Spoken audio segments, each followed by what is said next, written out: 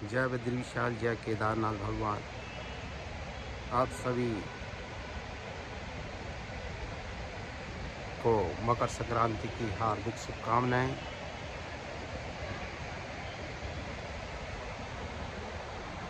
ये सामने विष्णुपदी अलकनंदा और इधर उत्तर वाहिनी जलधारा पिंडर दोनों का संगम पे तट स्थित ये कर्णशिला के ऊपर से आप सभी लोगों को हार्दिक अभिनंदन। सामने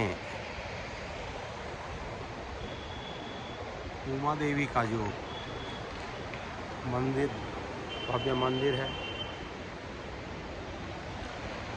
इसके सामने स्थिति कर्णशिला के ऊपर से मैं आज एक चिंतन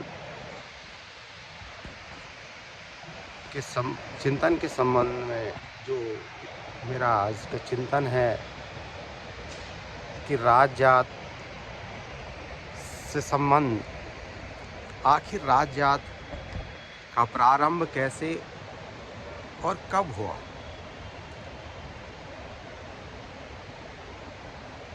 तो माँ आदिशक्ति शंकर प्रिय का जो ये राज जात है, शाब्दिक अर्थों में हिमालय सुता और मैना की पुत्री राज राजेश्वरी नंदा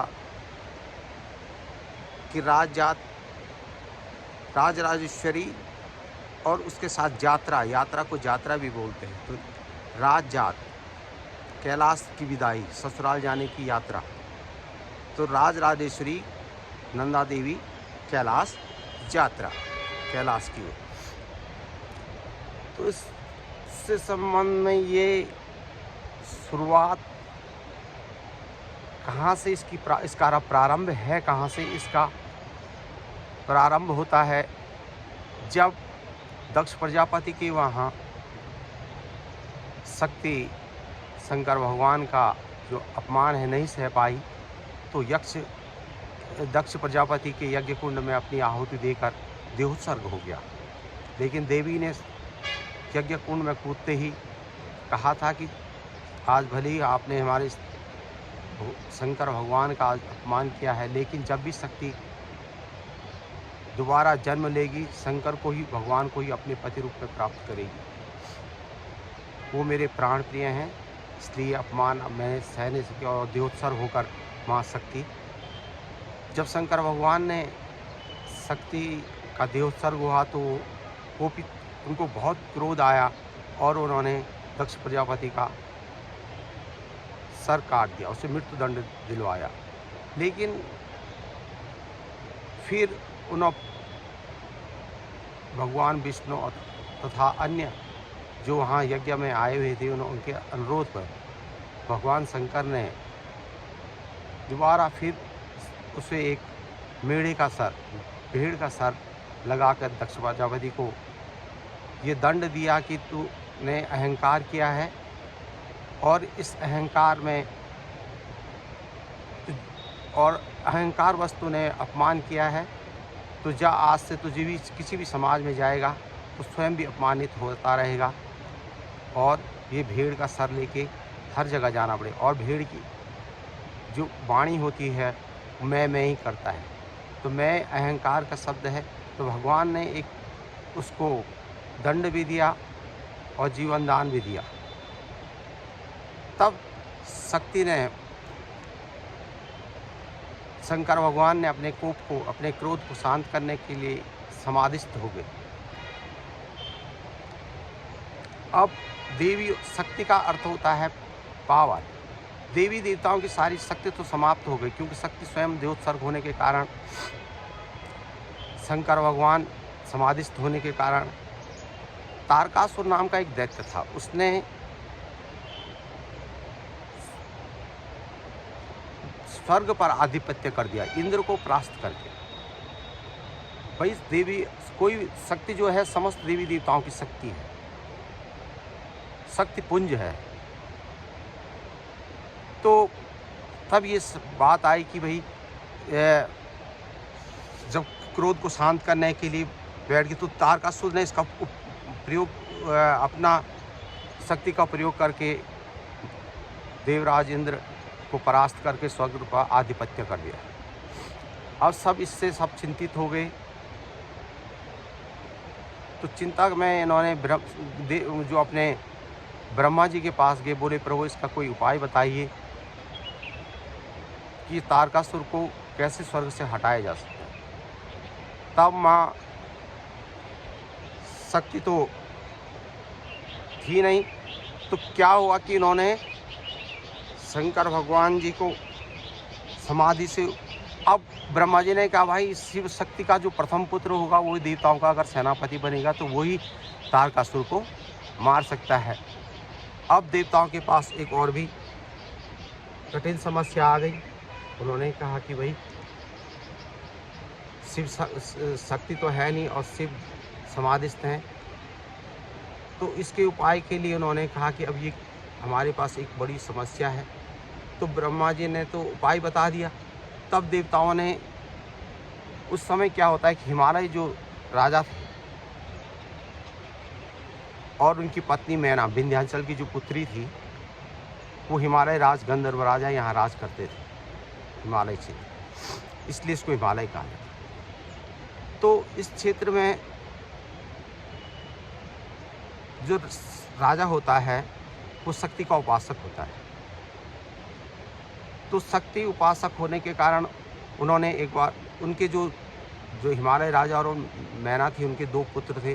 पुत्र तो उनके जितने भी हिमालय की शिखर श्रृंखलाएँ हैं ये सब हिमालय पुत्र हैं, हिमालय श्रृंखलाएँ जो हैं। लेकिन उनके पुत्रों में विशेष जो आता है वो मैनाक और क्रौंच 2 पुत्र थे उनके, गंधर्व कुमार जो थे। तो वो हिमालय राजा के 2 पुत्र थे। अब क्या होता है कि देवराज इंद्र क्या करते थे कि गंधर्व कन्याओं को हिमालय क्षेत्र से इस गंधर्व को और स्वर्ग में नृत्य प्रस्तुत करने के लिए ले जाया करते थे।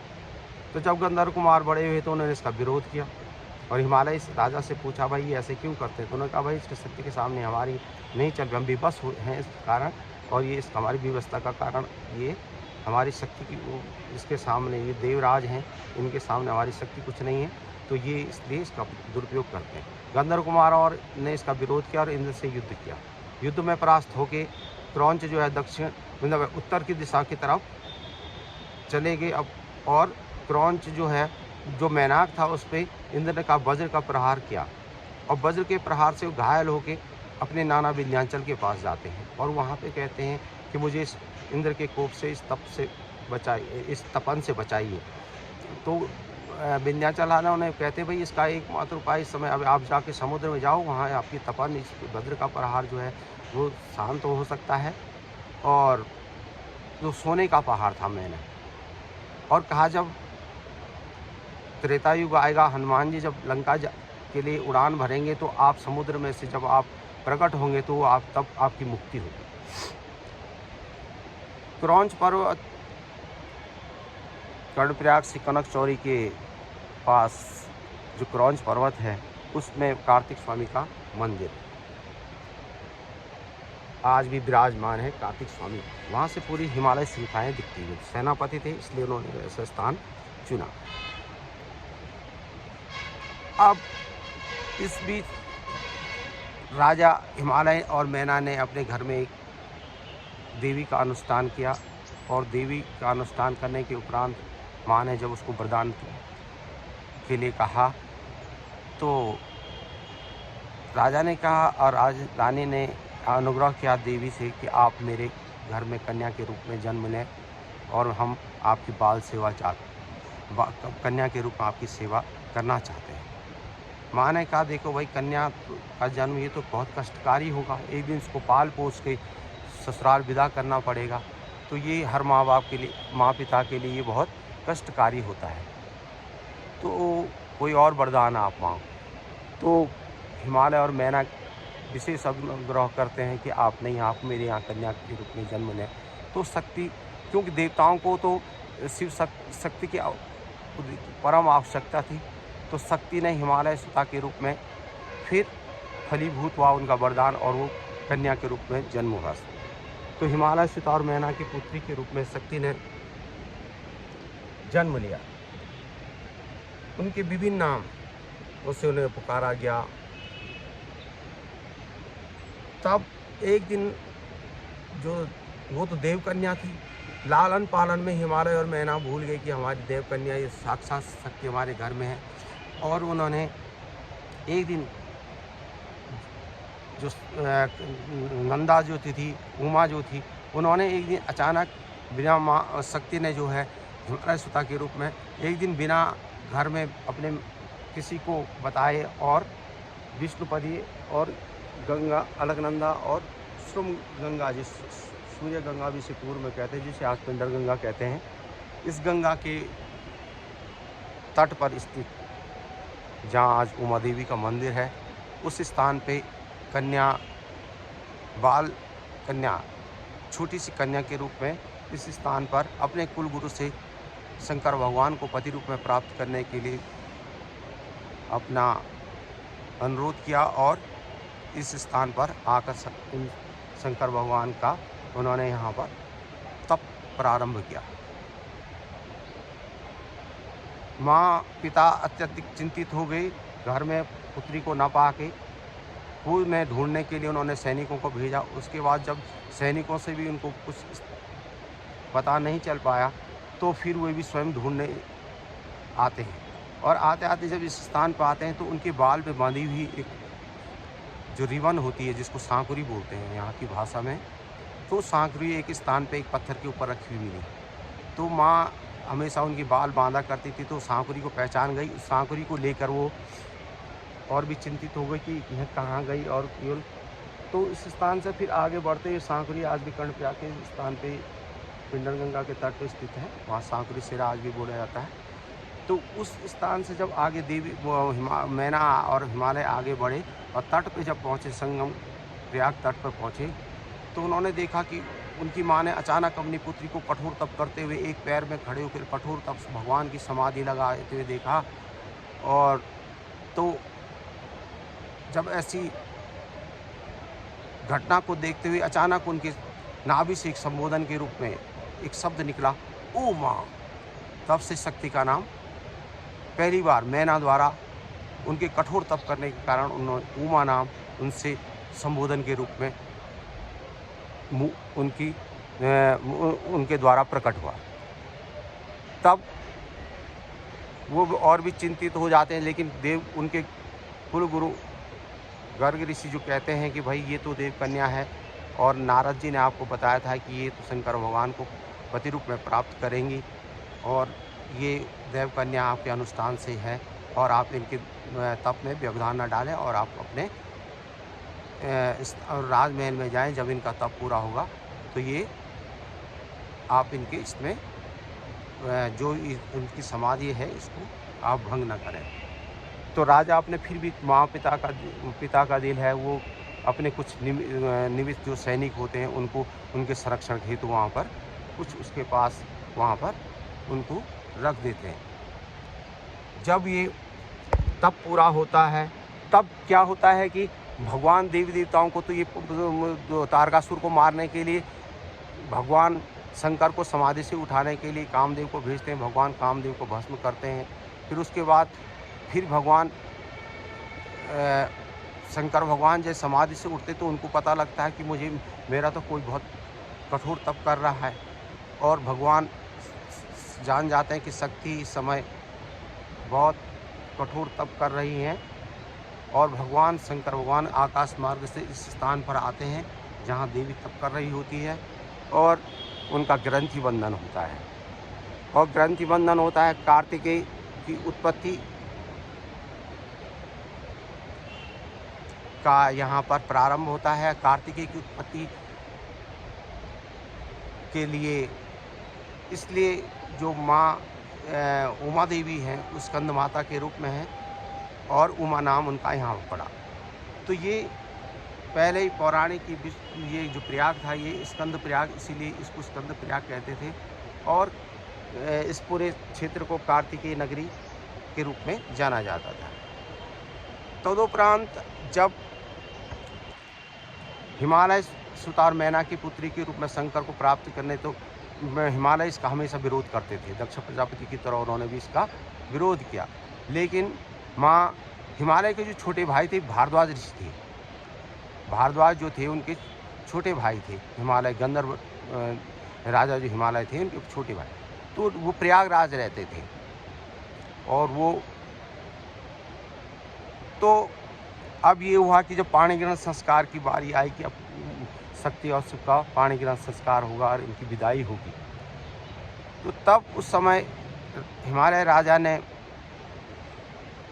जब इसका विरोध किया तो इस पाणी ग्रहण संस्कार करने के लिए स्वयं भारद्वाज ऋषि जो नंदा के चाचा थे, उमा के चाचा जो थे, उन्होंने पिता की भूमिका निभाने के लिए और कन्यादान के लिए मैना के साथ यहाँ इस प्रयाग पर आए।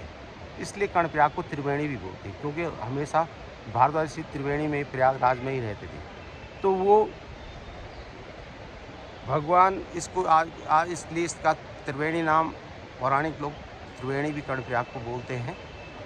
तो इसलिए यहाँ पे इस प्रयाग पे जब उनकी पाणी ग्रहण संस्कार की कार्यक्रम हुआ तो उसमें भाई की भूमिका की आवश्यकता हुई, लेकिन क्रौंच और मैनाक तो थे नहीं। तो हिमालय के जो छोटे भाई थे उन्होंने यहाँ पे इस पाणी ग्रहण संस्कार में अपने लटों से, वो जटा जो थी लटों से एक वीर को उत्पन्न किया जिसका नाम लाटू वीर पड़ा। लटों से उत्पन्न होने के साथ उसको लाटू बोला गया। वो भारद्वाज ऋषि का वंशज जो चला है उसी से चला है। तो भारद्वाज लाटू ने यहाँ पर भाई की भूमिका निभाई, चचेरे भाई के रूप में वो जाने लगा। फिर जैसे विदाई करने के लिए कठोर हृदय हिमालय भी तब इस राजराजेश्वरी नंदा देवी की जो विदाई हो रही थी उसके लिए वो वहाँ पे उपस्थित हुए। फिर जैसे विदाई होती है तो इस क्षेत्र जो समय निमित्त जो उनके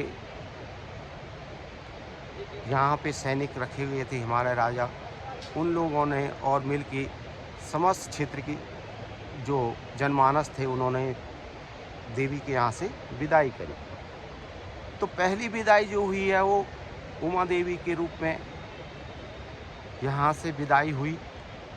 विदाई होते होते जब जो पथ प्रदर्शक के रूप में उसमें लाटू को निमित्त किया गया था, तो वो आगे जाते थे और निशान लगाते जाते थे रास्ते से, और फिर वो आगे यात्रा बढ़ती थी।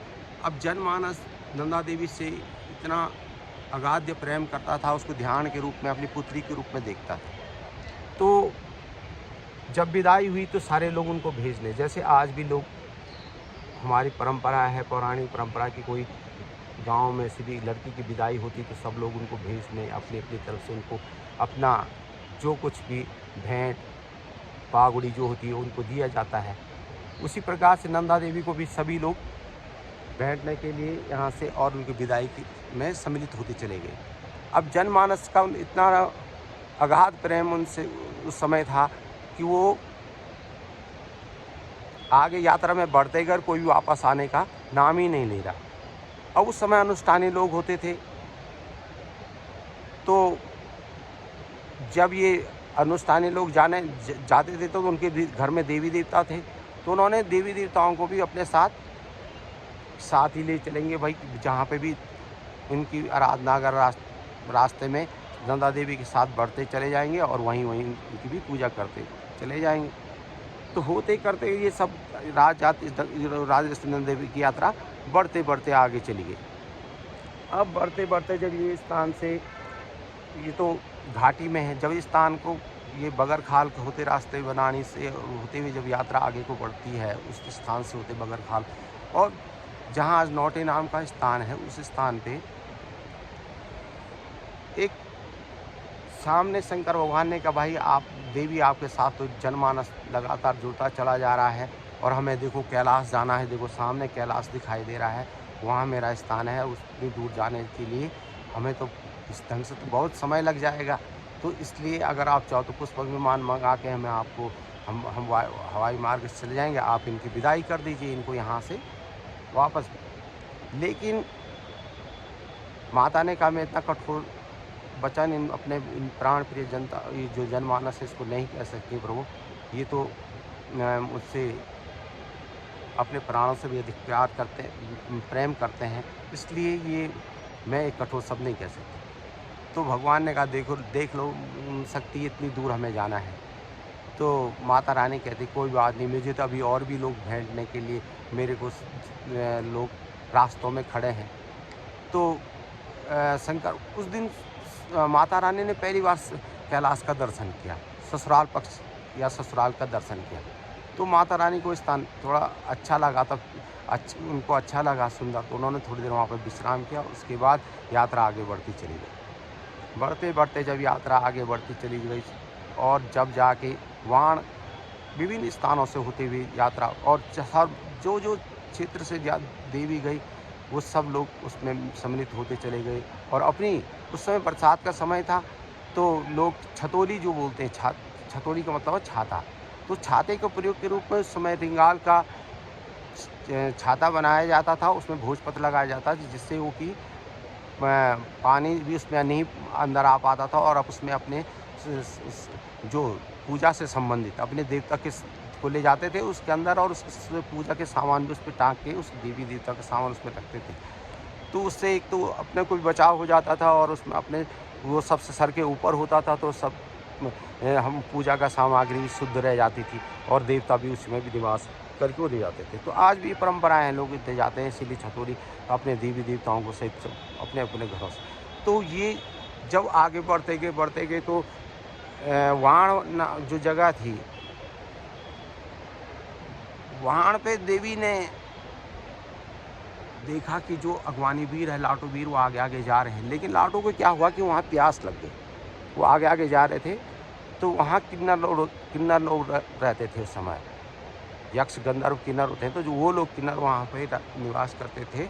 तो वहाँ पे एक कुटिया थी, और बुढ़िया उसमें कोई बुढ़िया रास्ते पे उनको मिली। उन्होंने कहा कि माँ मुझे प्यास लगी है, आप कुछ मेरे लिए पानी पिला दीजिए। तो माँ ने कहा भाई मैं किसी आवश्यक कार्य से जा रही हूँ, और सामने मेरी कुटिया है, आप वहाँ जाओ, कोई नहीं है, आप दरवाज़ा खोलना, आप अंदर पर 2 घड़े रखे हैं, उनमें पानी रखा है, मटके रखे हैं, आप जल ले लेना और जल पी लेना। लेकिन माता रानी ने कहा कि भाई उसमें एक मटके में जांड भी रखा हुआ है, और वो इतना बोलने में लाटू देवता प्यास के कारण जल्दी से निकल गया, और वो ये शब्द नहीं सुन पाए, और वो आगे जाकर कुटिया का दरवाज़ा खोला और अंदर जाके घड़े से पानी पीने लगे। जैसे उन्होंने पानी जल को पिया, तो उसके बाद थोड़ी देर में उन्हें नशा हो गया। जब तक देवी करजावागढ़ से ऊपर को आती, तब तक वो जो जांड होता है कि नशीला पदार्थ होता है, तो उसका सेवन कितना लोग करते होंगे, तो वो पीने से उनको, और वो शक्ति तो वो तो जटाओं से उत्पन्न भारतवर्ष के वीर पैदा किए हुए थे, तो वो बहुत अपनी शक्ति का से वहाँ पे उन्होंने क्या बहुत ज़्यादा मतलब एक उधम जिसको बोलते हैं उत्पात करने लगे। तो जो लाटों के साथ हीत बिन सालिन के जो दोस्त कह सकते हैं, या उनके साथ सगे साथी थे जो उनके साथ चल रहे थे, उन्होंने वापस आके करजावागढ़ में माता को कहा कि भाई कि वहाँ वो हमारे जो लाटू देवता हैं, उन्होंने कुछ ऐसा नशीला पदार्थ पी लिया है कि जिससे उन्हें कि वो उत्पात कर रहे हैं, और वो अभी क्या कहते हैं उसका ना, तो इससे क्या इसका कोई उपाय बताइए। तो माता रानी का भाई तो मेरा ससुराल पक्ष है, और भाई मेरा अगर ऐसा करेगा तो इसमें मेरा मतलब एक अच्छा संदेश हमारा नहीं जाएगा। इसलिए माता रानी कहती हैं कि मैं स्वयं बिना बताए आगे आती हैं, और उस लाटू देवता को उसी कुटिया में बंद कर देती, जिस कुटिया में उन्होंने जान पिया था, और कुटिया का दरवाज़ा बंद कर देती। यात्रा आती है और आगे को बढ़ती चली जाती है। जैसे लाटू जब वहाँ से थोड़ा आगे बढ़ती तो रणकी धार नाम का एक जगह आती है, वहाँ पर रणकी नाम का एक दैत्य उत्पन्न हो जाता है, और वो देवी उसका संहार करती है, और फिर उससे आगे बढ़ती है। जब आगे बढ़ती है तो नीलगंगा में, जब गंगा में यात्री पार जा रहे होते तो अनुष्ठानी लोग तो चले जाते हैं, लेकिन आम जनमानस जब उससे आगे जाने की कोशिश करता तो गंगा का विकराल रूप हो जाता है, नील गंगा का, तो उससे कोई जा नहीं पाता है। तो भारद्वाज ऋषि भी यात्रा में चल रहे थे। भारद्वाज ऋषि ने कहा भाई ये सब कुछ तो मैं देख रहा हूँ, दुर्भिक्ष ऐसा तो विघ्न नहीं आना चाहिए था, पर मैं ये देख रहा हूँ कि पथप्रदर्शक जो हमारा है लाटू, वो कहीं दिख नहीं रहे। तो देवी ने फिर कहा कि चाचा ऐसी घटना हुई और मैंने उसको वहाँ बंद कर दिया। तो बोले नहीं, ये तो आपने गलत किया है, क्योंकि यात्रा का जो निमित्त किया गया पथप्रदर्शक उनको ही आना था, इसीलिए ये हमारे साथ ऐसी घटनाएँ ये बाधित हमारी यात्रा हो रही है।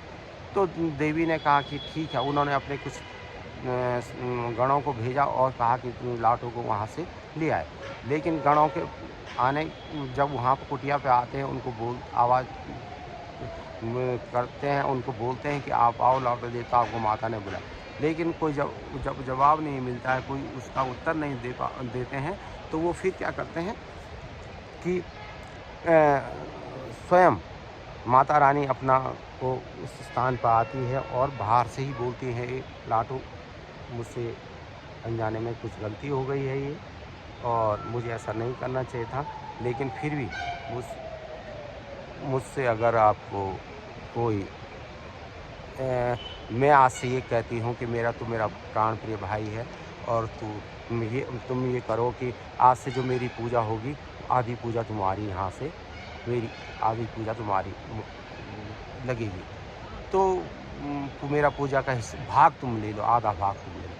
तो लाटू देवता फिर भी कोई जवाब नहीं देते। फिर उसके उपरांत देवी कहती कि भाई जो मेरा आधा हिस्सा बचा ना, उस भाग को भी उस भाग का भी आधा भाग तुम ले लो, लेकिन अब यात्रा में आप पथ प्रदर्शक के रूप में आप चलिए। लेकिन फिर भी कोई जवाब नहीं आता। तो लाटू देवता सोचते कि बहन का दिल है, भाई के प्रति इतना प्रेम है, बोले कि कहीं अपनी पूरी पूजा मुझे न दे दे, इसलिए लाटू देवता अपने हाथ में अपनी कटार लेके और मुंह से रक्त बहते हुए बाहर निकलते हैं।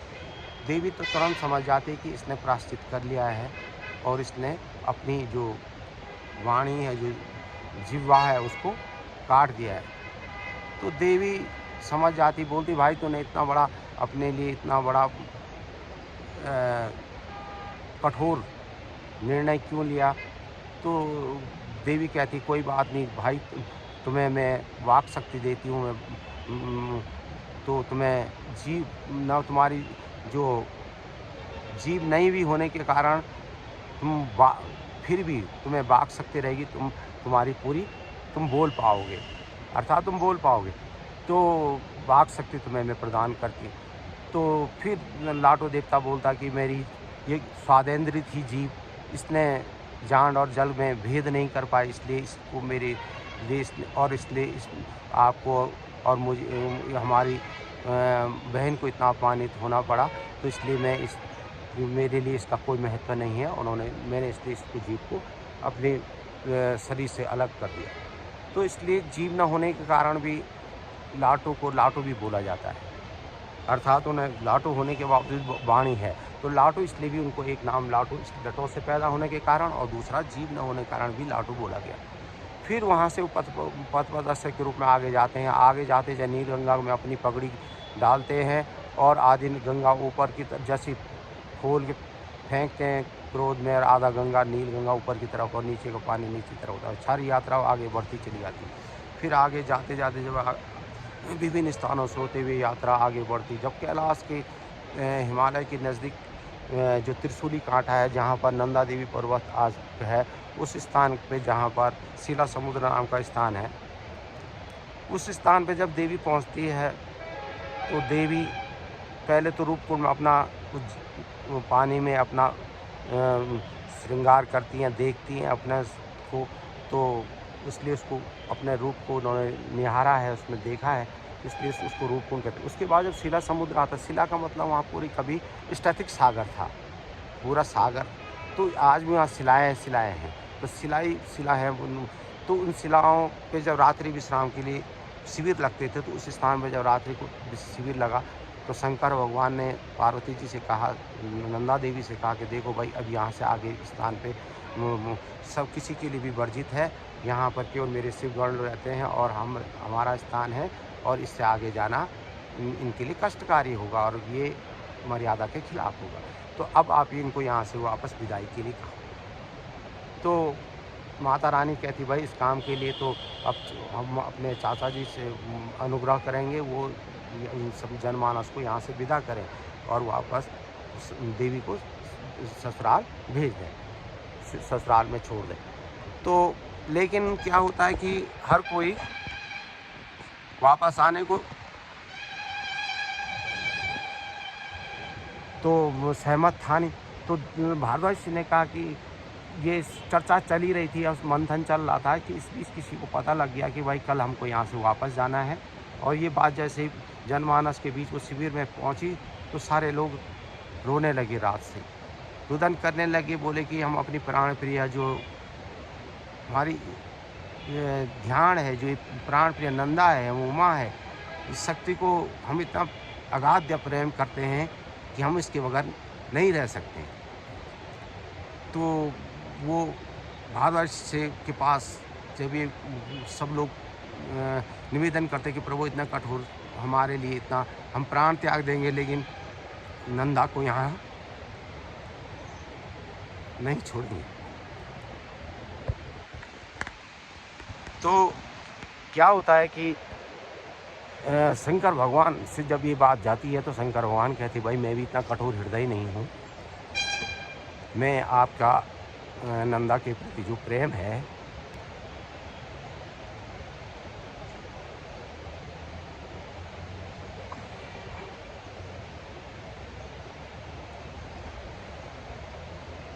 तो मैं आपसे, लेकिन यहाँ की मर्यादा है, अब इसका कोई उपाय है तो ये उपाय मैं आज आपको बताता हूँ कि जो सामने त्रिशूली पर्वत दिख रहा है नंदा, ये पर्वत जो पर्वत है इसको नंदा देवी के नाम से ही जाना जाएगा। दूसरा, मैं यहाँ श्रीयंत्र स्थापित करता हूँ और देवी का जो अलौकिक रूप होगा वो मेरे साथ यहाँ पे रहेगा और वास्तविक नंदा तुम अपने साथ वापस ले जाओ। और ये पूरा जो नंदा पर्वत है इसके साथ साथ ये त्रिशूली जो बोलेंगे, इसमें नंदा घाट और इनकी नंदा के ही नाम से ही जाना जाएगा। यहाँ तक कि जो लहरा भी नंदा के नाम से, नंदा किनी के नाम से जाना जाएगी। तो बोले कि लेकिन मैं अलौकिक रूप में शक्ति को अपने पास रखूँगा। वास्तविक नंदा जो है हमारी प्राण प्रिय नंदा है,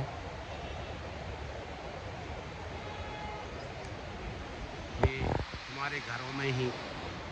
हमारे घरों में ही वापस अपने पास रखेंगे, लेकिन अपने ध्यान के रूप में, पुत्री के रूप में रखेंगे। लेकिन ब्याहती कन्या है, आपकी ध्यान है, उसको हमेशा मायके में नहीं रखा जाता है। इसलिए आप एक अनुबंध आपसे होगा कि आप नंदाष्टमी के दिन, भाद्र महीने की जो अष्टमी आएगी, नंदाष्टमी के नाम से जानी जाएगी, उस अष्टमी को अपने घरों से, चाहे इष्ट देवी, कुल देवी, ग्राम देवी, किसी रूप में भी आप इसको पूजेंगे। शक्ति को जो हिमालय क्षेत्र में रहेगा सबको पूजना होगा और घरों में अपने ग्राम देवी, इष्ट देवी, कुल देवी, किसी रूप में भी आप शक्ति को उपासना करेंगे। लेकिन ब्याहती कन्या को एक दिन नंदाष्टमी के रूप में, उस दिन उसकी, जिसको हम पाती बोलते हैं, जोहार बोलते हैं, और ये हिमालय क्षेत्र में मनाया जाने वाला नंदा, चाहे कुमाऊँ क्षेत्र, नंदाष्टमी के रूप में ही मनाया जाता है। नंदाष्टमी इसको इसी क्षेत्र में कहते हैं। इसीलिए कहते हैं कि उस दिन नंदाष्टमी की वहाँ पर विदाई के लिए तो मैं ये घर से जिसकी जितनी सामर्थ्य होगी कैलाश की तरफ आएगा और विदा करेगा। अब प्राण प्रिय जो जनता होती है बहुत खुश हो जाती है, बोलते जो हम चाहते थे वो हमारे लिए हो गया है। अब हम अपनी सत्य संपन्न देवी, आद्य देवी के चरणों में, उसकी गोद में अपने को सुरक्षित हमने पा लिया है। और हम फिर वो माता रानी को वहाँ पर घूम के मिलते, सो घूमती भी बोलते हैं वहाँ पे, तो नंदा घूमती भी बोलते हैं। फिर वो वहाँ से सब लोग माता रानी को वहाँ पे विदा देते हैं और अपने साथ अपने जो छतोली होती है उसमें देवी को अपने साथ वापस लाते हैं। और देवी की डोली भी जो थी वो भी वापस आती है। तो देवी का वापस आती तो लोगों के साथ जो अनुबंध था कि हर साल हमें वहाँ कैलाश आना होगा, विदा करना है। तो लोग जनमानस ने सोचा कि भाई अब जहाँ से नंदा गई थी लोग इतने खुश हो, उनके नामों पे उनके झरने और खेत खलियान जो जहाँ पर देवी ने विश्राम किया उनके नामों से विभिन्न स्थानों का नाम उनसे संबंधित उस माता रानी से संबंधित उन स्थानों का नाम रखा गया। फिर वापसी में जब सब लोग अपने घरों में आते हैं, इष्ट देवी, कुल देवी, ग्राम देवी किसी न किसी रूप में शक्ति को अपने घरों में स्थापित करते हैं और उनको ध्यान के रूप में रखते हैं। हर पर्व त्यौहार में उनका पूजन करते हैं। तो उस समय से जो पाती की परंपरा है या नंदा देवी की जो विदाई का जो परंपरा है, प्रारंभ वहाँ से है। अब लाटो देवता चौसिंगा खाडो की जो बात आती कि चौसिंगा खाडो क्यों अगवानी करता है, तो होता क्या कि दक्ष प्रजापति जो है भीड़ के रूप में था तो वो भी इस समय हिमालय सुता की जो विदाई होती है उसमें वो प्रायश्चित करने के लिए यहाँ पर उपस्थित होता है। और जब इस हिमालय सुता की जब विदाई होती है तो उसमें वो सारा नंदा देवी का जो सामान है, जो उनका श्रृंगार से संबंधित उनके जो वस्त्र इत्यादि के जो सामान होता है वो उसमें चौसिंगा खाडों में रखा जाता है।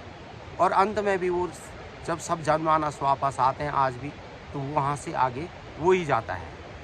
तो वो वास्तव में एक दक्ष प्रजापति है और वो इसमें अपना प्रायश्चित करने के लिए शंकर भगवान से उस स्थान पे आता है। तो कहने का अर्थ ये है कि राजराजेश्वरी नंदा देवी जो है फिर उस प्रकार से जैसे जैसे जनमानस जो हुए तो ये परंपरा आज भी हमें वह हर वर्ष निभाते हैं, पाती के रूप में करते हैं। नंदा देवी को लड़की जैसे भेजते हैं वैसे ही उसकी भी विदाई करते हैं, अपनी पुत्री को जैसे भेजते हैं मायके से ससुराल, उस ढंग से परंपरा निभाते हैं। लेकिन लोग कैलाश तक नहीं पहुंच पाते। फिर भी हमारे कुछ महाभाग हैं जो इस परंपरा को उस समय से अभी तक नंदा देवी की भी उन्होंने तो कुछ अलग अलग क्षेत्रों में पूरे हिमालय क्षेत्र में नंदा देवी के नाम से विभिन्न जगह सभी जगह लोगों ने अपनी इष्ट देवी, कुल देवी, ग्राम देवी रूप में अपने घरों में गाँव में स्थापित की। अब तो वो सब अपने स्थानों से लेकिन आज भी महाभाग लोग हैं कुछ कुरूड़ में आद्य गौड़ ब्राह्मण जो पितृवंशी ब्राह्मण है, जो एक होता है राजगुरु, एक होता है कुलगुरु। तो कुलगुरु उनके जो हैं गौड़ लोग हैं, आद्य गौड़, और भारद्वाज वंशी जितने भी लोग हैं वो पितृवंशी ब्राह्मण हैं नंदा देवी के। तो आद्य गौड़ ब्राह्मण आज भी नंदा देवी को कैलाश तक, बेदनी तक हर साल नंदाष्टमी पे पूजा लगाने जाते हैं। यहाँ से पूरी अपने क्षेत्र का भ्रमण करते हुए सभी लोगों को माता रानी भेंट करते हुए जाते हैं। लेकिन इस बड़े जिन क्षेत्रों से कैलाश दूरी थी या नहीं जा पाए तो वो लोग पाती के रूप में उसको विदा करते थे। लेकिन जब 12 साल में फिर माता रानी का जो समय होता है वो दुर्भिक्ष पैदा होने लगते हैं, फिर उसके कारण फिर वो तब सभी लोग बड़ी यात्रा को करते हैं, कैलाश जाने की यात्रा को करते हैं। तो उस समय शासन प्रशासन राजा के जब आदिकाल से यात्रा चलती आई सब लोग अपने, वो एक धार्मिक अनुष्ठान है, वो एक सांस्कृतिक परंपरा है, धार्मिक अनुष्ठान है। अपनी इष्ट देवी, अपनी लड़की, अपनी पुत्री की विदाई है, उसमें जिससे जो बन पड़ता है वो सब अपने अपने सामर्थ्यानुसार माता रानी की विदाई करते हैं। तो शक्ति स्वरूपा जो है वो हमारे घरों में है, तो उसको हमेशा घर में नहीं रखना है। तो इसलिए पाती का ये कुमाऊं से हो चाहे कहीं भी हो, इसलिए देवी कहीं भी हो, वो सब क्षेत्रों से क्या होता है घर से निकल के अपने क्षेत्र में भ्रमण अपने ध्यान के पास जाती है इसीलिए मिलने के लिए। तो अलग अलग परंपराएं, तो ये इस दिन से हमारे पास ये जो नंदाष्टमी का पर्व मनाने का ये परंपरा चली। तो क्रूर से जो ब्राह्मण लोग हैं आज भी दास जो हमेशा अपनी देवी को वहाँ तक भ्रमण कराते हैं, वहाँ पर नंदाष्टमी की पूजा लगाते हैं, कैलाश दिशा में माता की विदाई करते हैं।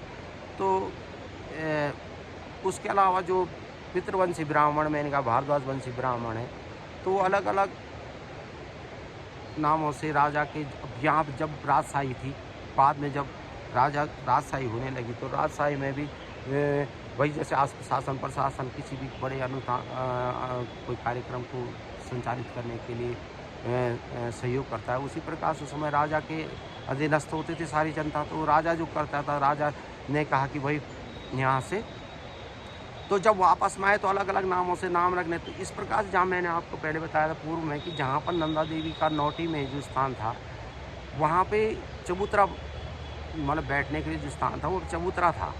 और उस चबूतरे में से हमेशा क्या होता था कि आद्य गौड़ ब्राह्मण ही, जो कुंडीला में भी आज भी गौड़ ब्राह्मण रहते हैं नौटी के पास, तो आद्य गौड़ ब्राह्मण ही कोई वहाँ पर जब बसे, वहाँ पर बस उस क्षेत्र में नहीं, उसको पहलवाड़ा बोलते थे पहले उस स्थान पे, पहलवाड़ा और चबूतरा था वहाँ पे, जहाँ पर चबूतरा बाद में बना, लेकिन वहाँ पर जहाँ पर उन्होंने विश्राम किया था तो वहाँ पर थोड़ा एक स्थान बनाया गया था। तो उस स्थान पे से आद्य गौड़ ब्राह्मण जो वहाँ पर रहते थे, तो उसमें से कैलाश दिशा दिखती थी। वहाँ से पहली बार ससुराल देखा था नंदा देवी ने, तो वहाँ पर नित्य जो है कि हमारे जो वाद्य यंत्रों को बजाने वाले ढोल दमाओं इत्यादि को बजाते थे, जो उसके शिल्पी थे, जो उनको जो उसकी विशेषता रखते थे, जो तो उन्होंने वहाँ पर से हमेशा नौपती बजती थी।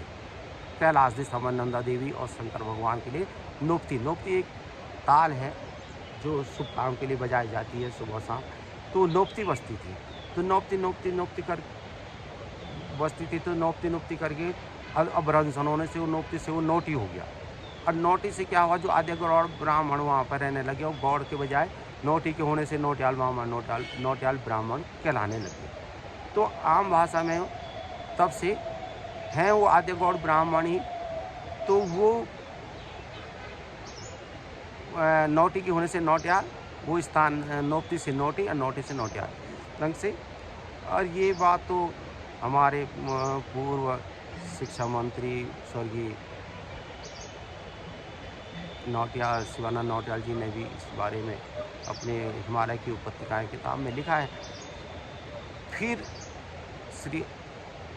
तो ये परंपरा की शुरुआत वास्तविकता ये है। और आज भी जब हमारे 12 थाने के जो यहाँ से राजा के टाइम पे होते थे, वो अपने इस कार्यक्रम में भी यहाँ से भाग लेते थे। लेकिन कुछ लोग तो परंपरागत इसको निभाते ही चले जाते थे, हमेशा ही जो हमारा अनुबंध था शंकर भगवान को, उनको पूरा करते थे, शक्ति को भेजने हमेशा कैलाश तक जाते थे। तो यहाँ से राजा के साथ हम प्रति 12 वर्षों में ये राजजात चलाई जाती थी। तो ये विशुद्ध रूप से एक धार्मिक अनुष्ठान था। तो इस परंपरा को निभाने के लिए जब राजजात हुई, तो वह आज भी देख लीजिए नौटी से जिसको राजजात बोलते हैं, राजजात नौटी से पहले ईड़ा बधानी उमा क्षेत्र में आती, क्योंकि जो समय उमा देवी की तपस्या के टाइम पे जो उनके सैनिक रहते थे वो यहाँ रहते थे। तो उन्होंने आज भी इसलिए नौटी से पहले ईड़ा बधानी, और ईड़ा बधानी से फिर इस उमा क्षेत्र में से फिर नौटी जाती है। तो कोई भी धार्मिक अनुष्ठान हो या यात्रा हो, तो वो जब तक पूर्ण न हो तो वापस नहीं जाते हैं। इसलिए उसकी वास्तविकता ये है कि वो यहीं से ही प्रारंभ है, उमा क्षेत्र से। क्योंकि आज भी उमा देवी के जो गर्भगृह में है, शंकर भगवान पति के रूप में, दूल्हे के रूप में सजे हुए हैं, और उमा देवी उनके साथ, शक्ति उनके साथ है, और गणपति और कार्तिकेय उनके साथ हैं, सूर्य नारायण भगवान, तो उनके गर्भगृह में आज भी वो विराजमान है। तो इसलिए यहाँ इस स्थान से इस डोली या छतोली नहीं जाती, क्योंकि यहाँ स्वयं शंकर भगवान शक्ति के साथ यहाँ हैं, विराजमान है।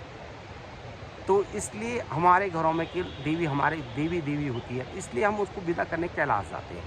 तो उमा क्षेत्र से विदाई का प्रारंभ, इस क्षेत्र का प्रारंभ यहाँ से, और अन्य 10 जितनी भी डोलियाँ हैं, चाहे 10 द्वार डोली है या हमारी कुरूड़ की डोली है या लाता की डोली है, सब अपने अपने क्षेत्रों से आते हैं भाई।